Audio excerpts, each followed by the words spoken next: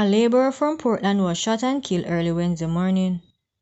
He is Romaine Tiger Grant of David Lane, Port Antonio in the parish. According to the police report, Grant was at his home asleep when a man armed with a handgun allegedly forced open the front door to his house and fired about 7 shots at him. The police were called and Grant was rushed to hospital where he died while undergoing treatment. The incident reportedly happened around 5:45 a.m. The man was fatally shot and the firearm seized during an early morning raid in St. Elizabeth Wednesday morning. Reports are that between 5 a.m. and 5:45 a.m., a team comprising members from the Counter-Terrorism and Organized Crime Investigation Branch and the St. Elizabeth Police Division conducted an operation in the Burn Savannah community of Lacovia targeting criminal suspects from Kingston, who were believed to have been hiding out in the parish.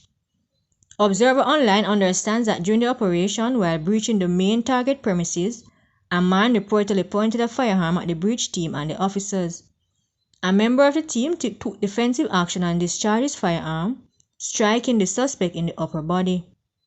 The suspect reportedly dropped a Smith & Wesson .40 pistol loaded with a magazine containing 8.40 caliber cartridges. The gunman was transported to Black River Hospital, where he was pronounced dead. He is yet to be formally identified.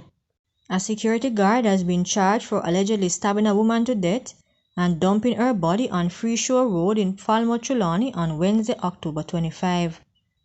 Charged with murder is 23-year-old Aston Mitchell, otherwise called CJ, of Hague District in the parish. Dead is 25-year-old Shanique Burke of Hague District, Trelawney and Margaret's Bay in Portland.